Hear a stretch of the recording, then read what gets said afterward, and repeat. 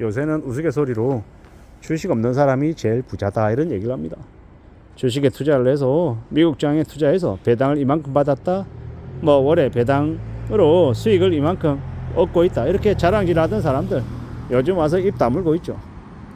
이제 시에 물어보면요, 마이너스 20이다, 마이너스 30이다, 마이너스 40이다 라고 울먹거리며 이야기하는 사람들이 많습니다. 미국 주식을 많이 한 사람들, 이제 그들이 이제 지금 겪고 있는 상황들입니다.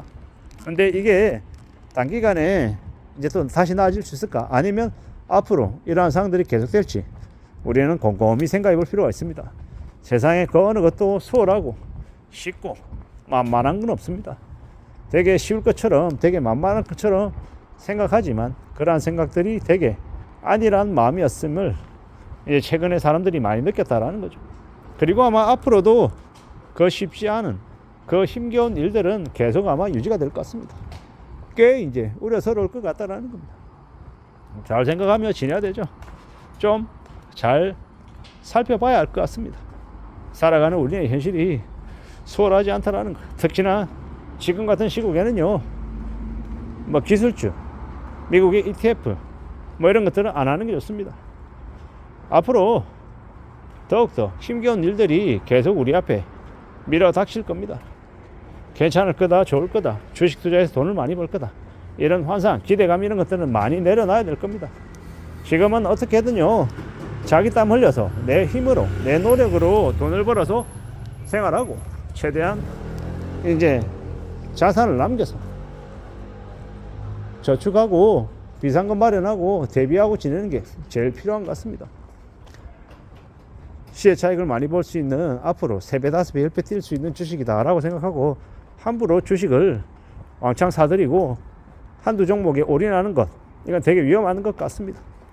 최근에 이제 테슬라가 되게 많이 떨어졌잖아요. 미국에 엔비디아도 많이 떨어지고, 흔히 얘기하는 미국의 대표 주식들, 기술주들, 이런 것들은 한동안은 잊어버리는 게 좋겠습니다. 이때까지 나스닥이 너무 많이 오르기도 했고요. 그 너무 많이 오르는 동안 주가가 3배, 5배, 10배 올랐다고 하는데 너무 과도한 거죠. 그 과도한 거품들이 꺼지는 건 필연적이다라고 봐야 됩니다. 너무 쉽게, 너무 편하게, 너무 만만하게 돈 버는 길이다라고 얘기했던 사람들의 기대가 여지없이 깨지는 겁니다. 저는 그렇게 생각합니다.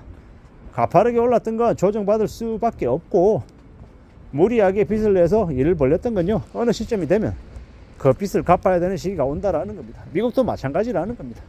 미국도 이때까지 코로나 팬데믹 이후에 돈을 무지하게 풀었죠. 그리고 그 풀었던 돈에 대한 대가를요, 이제 치러야 되는 겁니다.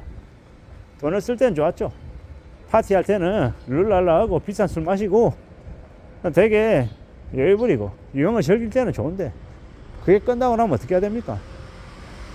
이제 계산해야 될 때가 오는 겁니다.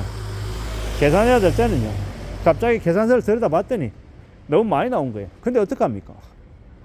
내가 쏘은 것 같기도 하고 사기당한 것 같기도 하고 용당한 것 같기도 한데, 그럼에도 불구하고 뭐냐, 이거 걸려든 것 같은데 뻔히 알지만 맨정신이 아니었고, 이미 이 파티는 끝났고 영수증은 이제 축구가 됐고, 깎아달라는 얘기 정도밖에 못하는 거지, 결국에는 그걸 값을 치러야 되는 겁니다. 미국도 매한가지일 겁니다. 근데 미국은 지금 현재 뭐 하고 있습니까? 그 영수증을 자기가 처리하는 게 아니라 같이 즐겼던 다른 사람들에게 내라고 이제 요구하는 거죠. 그 이제 영수증을 이제 받는 게 한국이 되는 거고, 일본이 되는 거고, 중국이 되는 거더라는 겁니다. 이게 현실입니다. 참으로 무자비하죠. 참으로 빡셉니다. 이런 빡세고 힘겨운 상황에 놓여 있는데 어떻게 봐야 되겠습니까? 어떻게 생각해야 되겠습니까? 참으로 쉽지 않을 거다, 힘겨울 거다라는 생각을 많이 하죠. 막막하죠. 두렵죠. 우려스럽습니다. 이런 두렵고 어렵고 힘든 시기를 어떻게 극복하고 어떻게 헤쳐나갈 수 있을까요? 과연 그게 가능할까요? 잘 생각해 볼 필요가 있는 것 같습니다. 아마도 트럼프는 의도적인 이 거품 붕괴를 유도한다라고 사람들이 말하고 있습니다. 트럼프가 바라는 게 뭐겠습니까? 트럼프는 미국의 나스닥이 지금보다 훨씬 더 많이 떨어져서 이제 건전하게 만들기를 원한다라는 겁니다. 테슬라든 엔비디아든 애플이든 아마 중국이든 세계 도처에 자신의 생산하는 기지 그리고 원재료들을 수입하고 하는 이런 것들이 이해관계가 얽히고 섞여 있을 텐데 트럼프라고 저렇게 관세 전쟁을 펼치면 나스닥이 폭락한다라는 걸 몰랐을까요? 아마 알고 저지른 일일 겁니다. 그리고 미국 내부에서의 반발도 거세고요. 하지만 지금은 트럼프가 정권의 힘을 잡은 지 초창기다라는 겁니다. 가장 힘이 셀 때라는 거죠. 제일 무서운 시기가 지금이다라고 생각합니다. 2025년과 2026년은 트럼프가 좀 더 강력한 힘을 펼칠 때이기 때문에 그 시기 때 우리가 어떻게 견디고 어떻게 영수증을 최대한 덜 부담할 수 있을지에 초점을 맞춰야 될 것 같습니다. 이때까지 미국 덕분에 누려오던 여러 호황이나 여러 이제 좋았던 것들은 이제 기대하기 어렵다라는 겁니다. 한국에 혹독한 찬바람이 분다, 겨울바람이 분다라고 봐야 되겠습니다. 이 경제적인 겨울을 어떻게 극복하겠습니까? JP모건은 한국의 경제성장률 2025년 경제성장률을 0.7%로 전망했습니다. 되게 많이 내려왔죠. 1.7에서 1.5로 1.5에서 0.9로 이제 0.7까지 내려왔습니다.